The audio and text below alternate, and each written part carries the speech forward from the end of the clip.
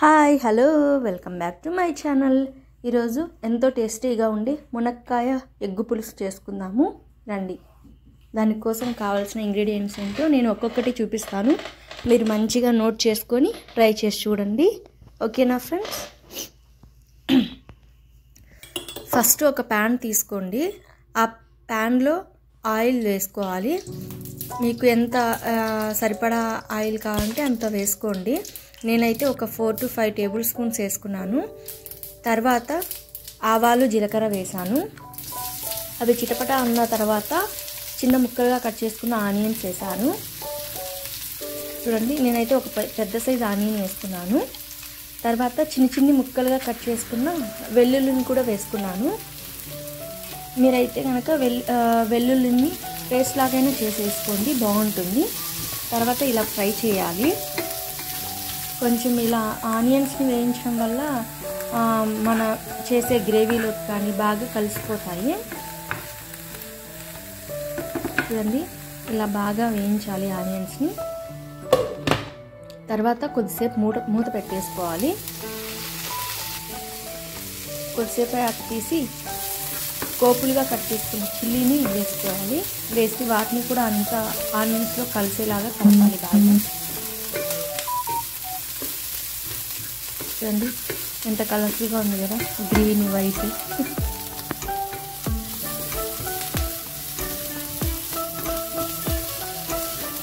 చూడండి, ఇలా బాగా వేయించిన తర్వాత ఆనియన్స్ చిల్లీస్ బాగా వేయించిన తర్వాత ఇందులోకి కొంచెం పసుపు వేసుకోవాలి. పసుపు వేసి బాగా కలపాలి ఇందులోకి. నేనైతే సాల్ట్ ఫస్ట్లోనే వేసుకోను, ఆల్మోస్ట్ కూర అంతా ఉడికిపోయాక లాస్ట్లో వేసుకుంటాను. అలా వేసుకుంటేనే హెల్తీ అని చెప్తారు. తర్వాత మునక్కాయలు వేసుకోవాలి. నేనైతే ఇట్ మీన్స్ మునక్కాయకున్న తోలు తీయకుండా వేసేసాను, బాగుంటుంది. ఇలా వేసిన తర్వాత మునక్కాయని బాగా కలిపేసి మూత పెట్టాలి. మూత పెట్టి మళ్ళీ కొద్దిసేపు అయ్యాక మూత తీయాలి, బాగా కలపాలి. ఇలా మధ్యలో తీస్తూ వేస్తూ కలుపుతూ ఉండాలి. తర్వాత ఒక పెద్ద సైజు టమోటాలు ముక్కలుగా కట్ చేసుకొని వేసుకున్నాను. ఎందుకంటే ఆల్రెడీ ఆనియన్స్ నుంచి పొగ బాగా వచ్చేస్తుంది కదా, ఆ పొగను కంట్రోల్ చేయడానికి ఈ టమోటాను వేస్తున్నాను ముందే. ఎందుకంటే వాటర్ అంతా ఏమి ఉండదు కదా, సో మునక్కాయలు అంతా ఉడకడానికి మనకు కొంచెం గ్రేవీ అవసరము. సో అందుకోసం టమోటాలు యాడ్ చేసుకుంటున్నాను. ఇలా యాడ్ చేసుకొని బాగా కలపాలి. బాగా మొత్తం అంతా కలిసిన తర్వాత మనం దీన్ని మూత పెట్టేసుకున్నాము. వాటర్ అయితే ఇప్పుడే యాడ్ చేసుకోవాల్సిన అవసరం లేదు, కొద్దిసేపు యాడ్ చేసుకుంటే బాగుంటుంది. చూడండి, మూత పెట్టేశాను కదా. కొద్దిసేపు అయ్యాక మళ్ళీ మూత తీసి బాగా కలపాలి. కొంచెం ఉడుకుతూ ఉంటాయి. అంతకంటే ముందు కొంచెం ధనియాల పొడి, కొంచెం కారపొడి వేసుకోవాలి. నేనైతే సరిపడా వేసుకున్నాను, ఒక్కొక్క స్పూను. మీరు కూడా మీకు ఎంత అవసరమో అంత యాడ్ చేసుకోండి. ఇలా బాగా కలపాలి, మొత్తం అంతా కలిసేలాగా కలపాలి. తర్వాత మళ్ళీ మూత తీసేసుకోవాలి కొద్దిసేపు అయ్యాక. నేనైతే ఒక గ్లాస్ వాటర్ యాడ్ చేసుకున్నాను. ఎందుకంటే మునక్కాయలు పూర్తిగా ఉడకవు కదా, అది కాక గ్రేవీ కావాలి, అందుకోసం కొంచెం వాటర్ యాడ్ చేసుకున్నాను.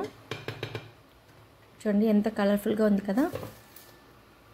తర్వాత మూత పెట్టేసుకున్నాను. తర్వాత మళ్ళీ కొద్దిసేపు అయ్యాక మూత తీసి లాస్ట్లో కొంచెం సాల్ట్ యాడ్ చేశాను. ఆల్మోస్ట్ మునక్కాయ ఉడికిపోయి ఉంటుంది, 80 to 90% ఉడికిపోయి ఉంటుంది.